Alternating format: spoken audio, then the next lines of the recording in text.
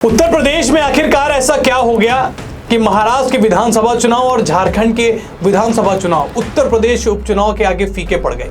आखिरकार ऐसा क्या हो गया कि इलेक्शन कमीशन का सारा ध्यान उत्तर प्रदेश के उपचुनाव पर आ गया। आखिरकार उत्तर प्रदेश के उपचुनाव महाराष्ट्र और झारखंड से ज्यादा क्यों चर्चित रहे, आज उसी विषय पर हमारी बातचीत होने वाली है। नमस्कार, स्वीकार करिए, मैं हूं वैभव दीक्षित। बात करते हैं देश में हुए चुनावों के बारे में। देश के अलग अलग राज्यों में महाराष्ट्र और झारखंड और उत्तर प्रदेश में विधानसभा चुनाव और कहीं कहीं उपचुनाव जो है वो संपन्न हुए। उपचुनाव उत्तर प्रदेश में हुए, झारखंड में और महाराष्ट्र में विधानसभा के चुनाव में हुए।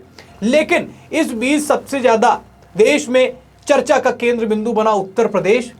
इलेक्शन कमीशन की सारी निगाहें उत्तर प्रदेश पर, सोशल मीडिया पर सबसे ज्यादा टैग किया जा रहा था उत्तर प्रदेश के लोगों द्वारा और लगातार शिकायतें दर्ज करी जा रही थी। ऐसे वाक्य, ऐसे कांड सामने निकल कर आ रहे थे उत्तर प्रदेश के कि महाराष्ट्र जैसे राज्य का विधानसभा चुनाव उत्तर प्रदेश के उपचुनाव के आगे फीका पड़ गया। मात्र 9 सीटों का उपचुनाव था और महाराष्ट्र में विधानसभा चुनाव। बाकी झारखंड की बात करें तो वो तो कोसों दूर है इस चर्चा के मामले में। उत्तर प्रदेश का जो उपचुनाव हुआ उसमें आखिरकार ऐसा क्या हुआ जिसने पूरा माहौल गरमा दिया, इलेक्शन कमीशन को परेशान करके रख दिया, पुलिस प्रशासन के हाथ पैर ठंडे पड़ गए, आज हम आपको बताने जा रहे हैं। शुरू करते हैं सबसे हॉट सीट जो थी उत्तर प्रदेश की इस उपचुनाव में, वो थी करहल की। करहल में एक कांड होता है। कांड क्या होता है कि सपाई नेताओं के ऊपर यह आरोप लगता है कि वे किसी घर में जाते हैं और वहां पर वोट मांगने के लिए, जहां एक परिवार की बिटिया जो है, एक लड़की जो है, वो इस वजह से समाजवादी पार्टी को वोट देना नहीं चाहती क्योंकि भारतीय जनता पार्टी के सरकार में उसका घर जो है बना। ये बात जो है समाजवादी पार्टी के नेताओं को पसंद नहीं है जिनके ऊपर आरोप लगा। उसके साथ रेप करने के बाद, दरिंदगी करने के बाद गला घोटकर उसकी हत्या कर दी गई। मामला गर्म हो गया। वोटिंग के दिन ऐसा कांड निकल कर आ गया। माता पिता के बहते आंसू दिखे। पूरे प्रदेश में करहल के ये न्यूज़ जो है चल गई और बड़ी ही निंदा हुई अखिलेश यादव के गढ़ की ऐसी स्थिति, ऐसी चीज़ें समाजवादी पार्टी नेताओं द्वारा करी गई और ये पूरा चर्चा का विषय बन गया पूरे देश में, जिसने समाजवादी पार्टी के ऊपर बहुत तरह तरह के एलिगेशंस लगाए और ख़ास तौर पर करहल जो कि अखिलेश यादव का गढ़ माना जाता है, वहाँ पर ऐसी घटना घट गई जिसकी वजह से उत्तर प्रदेश का उपचुनाव बेहद चर्चा में रहा। एक ये पहला बिंदु हो गया।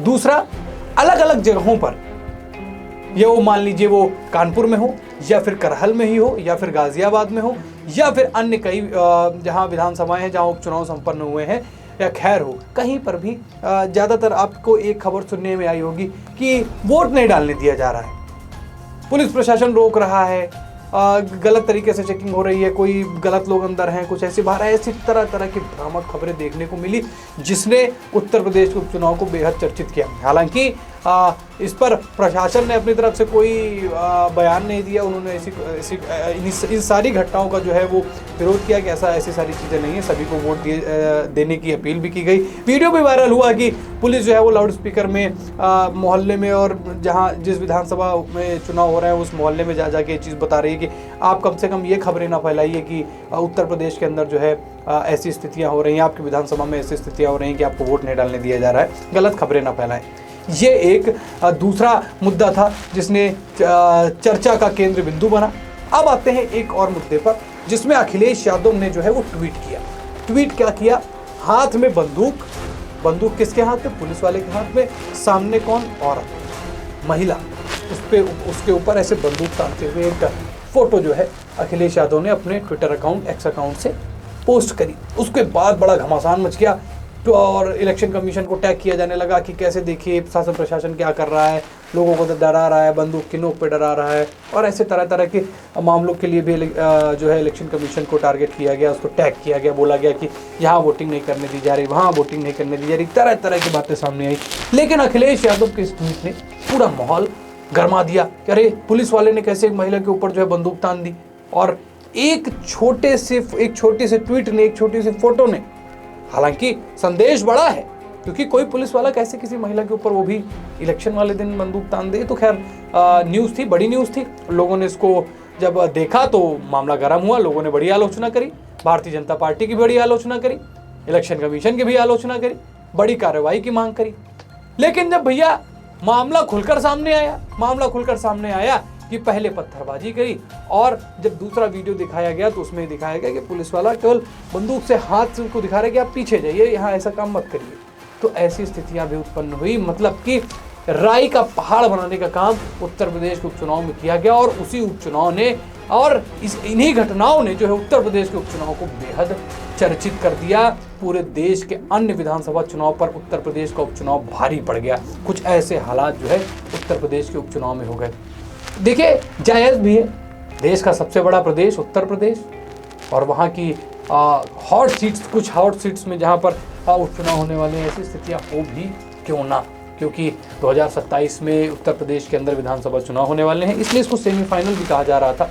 सभी पार्टियों ने एकदम भरपूर मेहनत की और ख़ासतौर पर विपक्ष बड़ा एक्टिव रहा कि वो इस उपचुनाव में भी जो है गलत तरीके से वोटिंग हुई, लोगों को वोटिंग देने से रोका गया। खैर, खारिज की गई ये सारी बातें और अखिलेश यादव का वो ट्वीट जिसने भ्रामकता फैला दी, जिसने लोगों के मन में संशय ला दिया कि यार ऐसा क्यों हो रहा है, बट उसके पीछे की कहानी तो कुछ और ही थी। ये 3 ऐसे मैटर थे, 3 ऐसी घटनाएं थी जिसने उत्तर प्रदेश के उपचुनाव को बेहद चर्चा में लाकर खड़ा कर दिया। वहीं एक वीडियो आपको और देखने को मिला होगा कि एक मीडिया संस्थान का पत्रकार जो है वो अंदर जाता है और उसको कुछ लोग धक्का देते हैं, फिर उसके बाद पुलिस प्रशासन से पूछा जाता है कि ये कौन है, तो उसका जवाब नहीं मिलता है। तो एक इस तरीके की कई घटनाएं जो हैं उस मात्र 9 विधानसभा के उपचुनाव में देखने को मिल गई, जिसने न सिर्फ समाचार पत्रों में आज की जगह बनाई, सोशल मीडिया वीडियोस में अपनी जगह बनाई, यूट्यूब प्लेटफॉर्म पे अपनी जगह बनाई,